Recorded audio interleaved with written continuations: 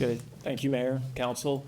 This is a presentation you just heard the last meeting. So last meeting we presented kind of the results of the full assessment and asked for some guidance from you.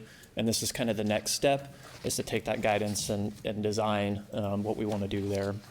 So just some information on the agreement. We issued an RFQ for this back in September of 2023, and GH2, the person who presented at the last meeting, and their aquatic consultant, water technology, they provided a full assessment of the facility. And like I said, we brought this in front of you, in front of the park board, in front of staff. The assessment gave us several options, and kind of all of us agreed on this option with the Mertha Renovation system, new gutters. Other improvements that'll be designed include ADA improvements, all new pool decks, a new play structure and the zero depth entry, new plumbing, splash pad, and building interiors. And I'll just summarize those dates.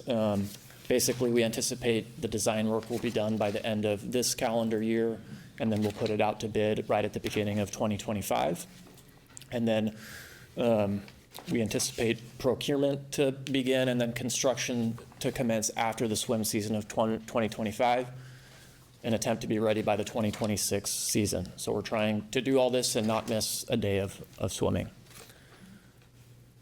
Just wanted to highlight some of the alternates in the agreement that's in the design part of the agreement. So we'd like to look at parking improvements there to improve the ADA. And then this area here, I believe, was the CVB building, and it's now just a vacant lot that we own. So they're going to look at expanding parking there. And I'll just make a comment. If you drove by Pelican Bay, by the facilities weekend, it's packed.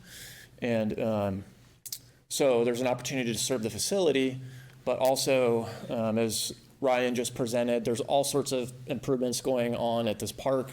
There's a huge project to renovate the baseball fields, a new restroom, and then there's 22 acres that we've acquired that's under design to make into a park. So this area can help serve that. The parking here can help serve that. When Pelican Bay is closed, baseball is typically kind of hot and heavy. It's their busy season.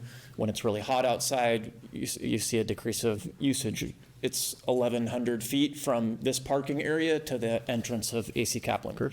So there's an opportunity right now, well, not right now because the pool's open, but when it's not open, for people to park there and walk a short distance on a walk in the park, literally on a protected pathway. You don't have to cross any intersections or anything like that to get to the facility.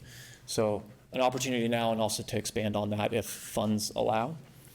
And speaking of funding, so this is the plan right now for funding. So right now is what we're focusing on. The design agreement is funded through ARPA. And then our tentative project budget, we're looking at money from CIP that's been set aside already, $2 million from ARPA, and then the additional $2 million looking at some of our dedicated tax funds to make up the difference. This was brought to the Park and Rec Advisory Board as a project understanding, which they approved, and we also recommend approval. And happy to answer any questions. Council, any questions for staff at this time? Sure. Thank you.